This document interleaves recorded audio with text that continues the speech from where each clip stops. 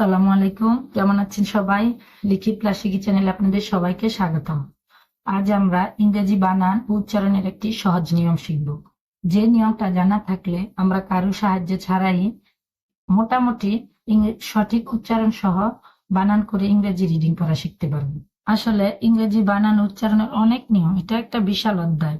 আমি চেষ্টা করেছি সহজ করে একটা নিয়ম শিখানো, যাতে আমরা যারা লেখাপড়া জানা সত্ত্বেও ইংরেজি রিডিং পড়তে পারি না, কিংবা কারো কাছে বলতেও পারি না লজ্জায়, কারো কাছে শিখতেও যাই না, তারা যেন মোটামুটি এই ভিডিওটা দেখে নিজেরা একটু চেষ্টা করে রিডিং পড়াটা শিখতে পারি।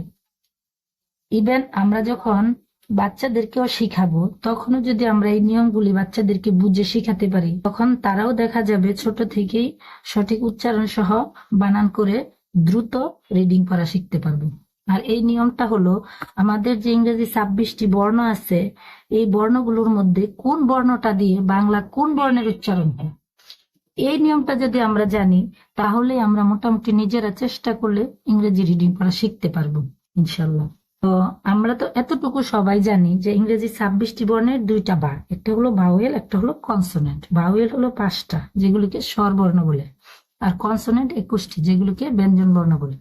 স্বরবর্ণের উচ্চারণ হবে, আর কনসোনেন্ট গুলি দিয়ে ব্যঞ্জন বর্ণের উচ্চারণ হবে। যেমন এ দিয়ে কি কি হয়? এ দিয়ে কখনো অয়ের মতো উচ্চারণ হয়, এ কখনো আয়ের মতো উচ্চারণ করে, এ কখনো এর মতো উচ্চারণ করে। যেমন আমি এখানে একটা এ, ও দিয়ে কখন অলওয়েজ, অলওয়েজ যখন আমরা লিখবো তখন অয়ের মতো উচ্চারণ করবে। এবার এ কখনো আয়ের মতো, যেমন আমরা যখন আফটার বলি তখন আয়ের মতো উচ্চারণ। আবার এগেইন, এর মতো উচ্চারণ। ই অনেক সময় আয়ের মতো উচ্চারণ করে, যেমন আর্লি। ই অনেক সময় এর মতো উচ্চারণ করে, যেমন ইয়ার, কান, ইয়ার, ইয়ার। আবার এর মতো উচ্চারণ করে, যেমন E D I T, edit. এখানে এর মতো উচ্চারণ করছে। আই কখনো আয়ের মতো উচ্চারণ করে, আই কখনো এর মতো উচ্চারণ করে, আই কখনো আয়ের সাউন্ড তৈরি করে। Irk, I R K, irk, এটার অর্থ হলো ক্লান্ত করা। এখানে আয়ের মতো উচ্চারণ হলো। আবার এর মতো কখন উচ্চারণ হয়, যেমন আমরা ইন, আই এন, ইন, তখন এর মতো উচ্চারণ হলো। আবার আয়ের মতো উচ্চারণ হয়, আইস, বরফ, আইসি, আইস, এখানে আয়ের মতো উচ্চারণ হলো। ও দিয়ে, ও দিয়ে উচ্চারণ হয়। তো ও দিয়ে কখন, যেমন আমরা obtain, O B T A I N, obtain, অ। আবার আমরা যখন আদার, ও টি এইচ ই আর, আদার, অন্য, তখন আয়ের মতো উচ্চারণ হলো। আবার যখন ও ভি আর, ও ভাত, তখন ও এর মতো উচ্চারণ হলো। আশা করি আমরা বুঝতে পেরেছি। আর ইউ দিয়ে আমরা উচ্চারণ করি, যেমন আমব্রেলা, আমব্রেলা। আমব্রেলা যখন আমরা তখন আয়ের মতো। ইউনিভার্সিটি, ইউর মতো। ইউনিফর্ম, ইউর মতো। বি, বি বয়ের মতো উচ্চারণ করে, বি এইচ, বয়ের মতো উচ্চারণ করে। সি দিয়ে, সি সবসময় কয়ের মতো, কিন্তু সি কয়ের উচ্চারণ করে। এটা সি এর সাথে যখন ও থাকবে, সি এর সাথে যখন ও থাকবে, সি এর সাথে যখন ও থাকবে, সি এর সাথে যখন ইউ থাকবে, তখনই সি কয়ের মতো উচ্চারণ হবে। আবার C E, C I, C Y, এটা হলে এটার উচ্চারণ হবে দন্ত স্ব। সি এর সাথেই থাকলে, সি এর সাথে আই থাকলে, কিংবা সি এর সাথে ওয়াই থাকলে দন্ত স্ব এর উচ্চারণ হবে।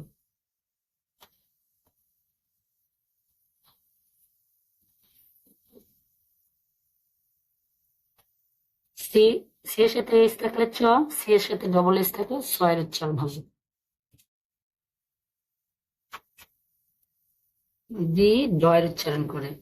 আবার কখনো কখনো দি ঢয়ের উচ্চারণ করে। আবার ডি এর সাথে যখন এইচ থাকে, তখন কখনো কখনো ঢয়ের উচ্চারণ করে।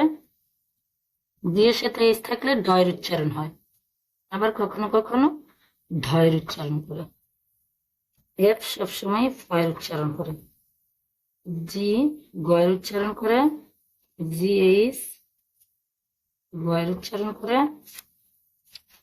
আবার জি এর সাথে যখন ই থাকবে তখন ঝয়ের উচ্চারণ হবে।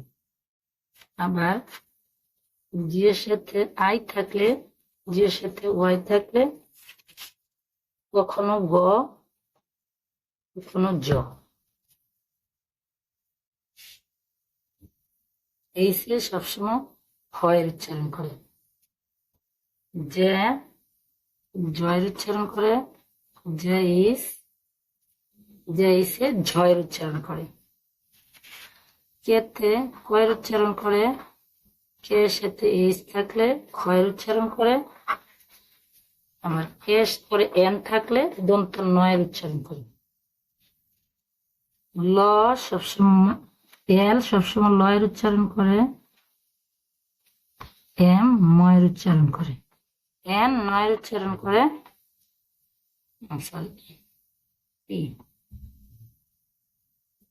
পি এ পয়ের উচ্চারণ করে, পি এস এ ফয়ের উচ্চারণ করে।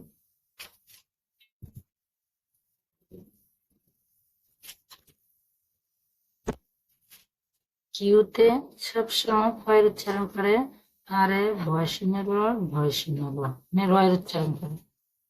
এস এ দন্ত স্বয়ের উচ্চারণ করে, এস এ তালব্য স মূর্ধন্য স উচ্চারণ করে। টিতে টয়ের উচ্চারণ করে, টি টয়ের উচ্চারণ করে, টি কখনো কখনো তয়ের উচ্চারণ করে, টি কখনো কখনো খণ্ডতর উচ্চারণ করে। আবার টি এর সাথে যখন এইচ থাকবে তখন ফয়ের উচ্চারণ করবে, আবার কখনো কখনো দয়ের উচ্চারণ করবে। আবার টি এইচ এর পরে আই থাকলে এটা তয়ের পরে যে থ আছে এই থয়ের উচ্চারণ করবে। বিতে সবসময় ভয়ের উচ্চারণ করে। ডবলুতে ওয়ের উচ্চারণ করে, ডবলুর সাথে এইচ থাকলে এটা হয়ের উচ্চারণ করে। আবার ডবলুর পরে আট থাকলে এটা ভয় শূন্য রয়ের উচ্চারণ করে, যেমন হোয়াট, হুইস, রাইট, এটা। আবার এক্স এর মতো উচ্চারণ করে, এক্স রে। আবার এক্স জয়ের উচ্চারণ করে, জাইলোফোন। ওয়াই, ওয়াইতে সবসময় ইয়ের উচ্চারণ করে, মানে স্বরবর্ণের ইয়ের উচ্চারণ করে। এখানে ওয়াই কে এই জন্য সেমি ভাওয়েল বলে, ভাওয়েলের মতো। আর জেড হলো জয়ের উচ্চারণ করে। এই ছিল আজকে আমাদের এই নিয়ম।